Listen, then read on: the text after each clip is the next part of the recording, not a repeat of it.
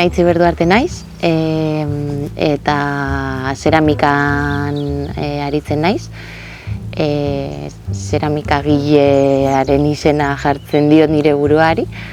Eta, ni hasi nintzen egitan diseinu eta sorkuntzako gradua ikasten, eta nire asmoa hasiera horretan izan zen diseinu grafikotik joatea, eta bertan 3. kurtsoan zeramika deskubritu nuen, eta guztiz maitemindu nintzen, orduan ikusi nuen argi bide horretatik joan nahi nuela. Eta hortik aurrera jarraitu nuen unibertsitateko gradu horretako ikasgai desberdinak zeramika inguruko gaiarekin, eta TFG-a baita ere egin nuen zeramikan, eta horrela azkenean amaitu nuen espezializazio hori lortzen. Eta apur bat interesatzen zaidanaren inguruko saiatzen naiz beti formatzen eta ikasten. Azkenean zeramika mundu oso zabala da, eta gauza pila bat egon daitezke frogatzeko, esperimentatzeko, eta hori. Nire marka pertsonala harrika da, eta orain arte sare sozialetan eta ere nire izena hori izan da. Hori gradu amaierako lanetik dator.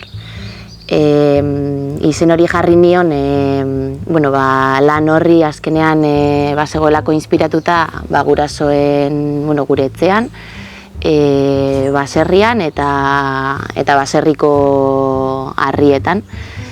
Eta apur bat erabaki nuen, hautatu nuen izen hori, naturarekin harremana zeukalako, ere etzeko espazio honekin, eta baita ere niri testurak eta dena ikutzea eta asko gustatzen zaidanez, harria da bereziki harreta deitzen nauen zerbait. Orduan hortik aurrera behin TFG-a eginda ere erabaki nuen izen horrekin aurrera jarraitzea, eta orain arte. Gaur egun ari naiz, batez ere, oraintxe bertan daukadan proiektua aurrera ateratzen, baina bestela soketan ibiltzen naiz, eta aldi berean ere zeramika klaseak ematen, eta baita ere faktorian adibidez emakumeekin hilean behin zeramika tailerrak ematen baita ere. Eta gero, azkenaldian saiatzen ari naiz apur bat ezagutzen beste zeramika munduan dauden beste pertsona batzuk, eta apur bat beraien jakintzak ere eta nireak konpartitzeko. Nik aurrera atera nahi dudan proiektuarekin nire helburua da alde batetik izatea apur bat nik nire tailer bat benetan ondo eta gustora lan egin ahal izateko eta modu profesionalago batetan. Ze orain arte erabili dut Aititeren tailer zaharra, eta txiki gelditzen ari da ere. Eta beste aldetik ere, balintzako espazio hau dena ere beste pertsona batzuei eskaintzea, ez? Eta inguruan dauden artista, artisau eta sorkuntza eta kulturaren inguruan mugitzen den jendeari ere eskaintzea, musika egiteko, erakusketak, antzeslanak edozein proposamen. Orduan, helburua da apur bat ere bizitasuna ematea honi ere eta erakustea landa eremuetan ere bizitza eta kultura ere uztartzea posiblea dela. Gaur egun eskualdeko arte bizitza nik esango nuke artea eskualdean badagoela, ni ere askotan ezagutzen noanean inguruko eskualdeko artistak eta sortzaileak harrituta gelditzen naiz, esan ez orain arte ez dut pertsona hau ezagutu. Eta uste dut modu talde bezala eta eragile bezala badaudela taldeak lan egiten dutela apur bat hori mahai gainean jartzeko, ez? Dagoen kultura eta sorkuntza. Adibidez Kulturlab lan handia egiten du inguruko Aiaraldeako artistekin lan egiteko eta beraien lana apur bat erakutsi ahal izateko. Eta, uste dute badagoela lana ere horretan jarraitzeko, ez? Egiteko apur bat sare bat sortzeko gure artean eta elikatzeko aukera ere sortzen duena gure artean apur bat uztartzeko, adibidez zeramika eta dantza edo pintura eta antzerkia, holako aukerak ere eta disiplina desberdinak elkartzea uste dut oso aberasgarria dela baita ere, azkenean bakoitzak daukalako bere jakintza, beraien esperientziak, ez? Eta hori beti irudituko zaite oso aberasgarria. Orduan Kulturlabek adibidez egiten duena da hori, ez? Eskaini espazio bat bakoitzak egiteko nahi duena, erakusteko berak egiten duena. Eta, hau ere da apur bat, hori da nire asmoetako bat, ez? Azkenean nik oso eskertuta sentitzen naiz hau izateagatik eta espazio hau familiakoa izateagatik, baina oso kontziente naiz azkenean dagoela jende asko ez daukala olako aukera edo bilatu behar du, soratu behar da bilatzen espazioak, eta kolaborazioak eta benetan bere lana erakutsi ahal izateko.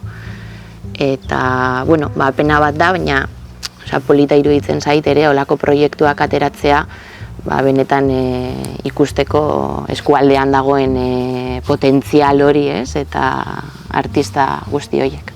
Egia da askotan artista eta artisauen lana bakartia dela, ez? Azkenean tailerrean sartzen zarenean eta hor buru belarri zaudenean zure momentuko proiektuarekin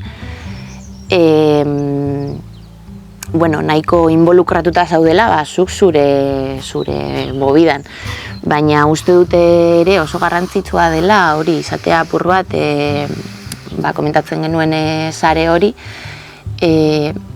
batez ere azkenean ezin dugulako nik behintzat nire burua ikusten dut, daramat urteak zeramika egiten, baina esaten genuen bezala azkenean zeramika oso zabala da eta nik nire burua beti ikusiko dut ikasten gauza berriak.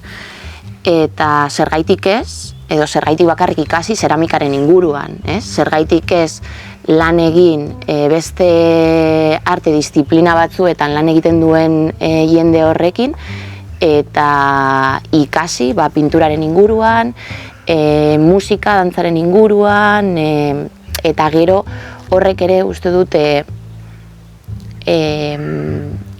aberastu egiten duela nik egiten dudan lana. Eta baita ere elkartzea, azkenean beti hitz egiten dugu como disiplina desberdinak eta bakoitza banatuta joan beharko balitz bezala eta ez du zertan, sortu ahalko liratezke gauza oso politak eta oso interesgarriak disiplina desberdin horiek elkartzen. Nire lana ikusteko edo apur bat ikuskuseatzeko eta ni gaur egun sare sozialetan nabil, Instagramen batez ere, eta bertan lan zaila den arren, eta inbertsio asko behar duen zerbait izan da ere, saiatzen naiz apur bat piezak erakusten, eta baita ere oso garrantzitsua iruditzen zaitan zerbait da prozesua ere erakustea, amaierako emaitza horri ere balorea emateko. Eta gero, webgunean ere lanean nabil horrekin. Eta, nire asmoa baita ere da, orain arte, bai azoketara joaten ibili naiz. Orain proiektu honekin, baserriko proiektuarekin, nahiko zentratuta nagoenez, bai egia da, sokak astu zaizkida lapurtzu bat, baina nire helburua baita ere izango da, hemen espazioan bertan baita denda izango den txoko txikitxo bat sortzea. Edonor, igual sare sozialetatik ere aukera ematen duen tresna horretaz aparte, niri igual gehiago gustatzen zaidala, aurrez aurreko tratu hori, ona ere etorri ahalko da, piezak benetan ikustera, ikutzera ere, eta hemen erosketa horiek egitera.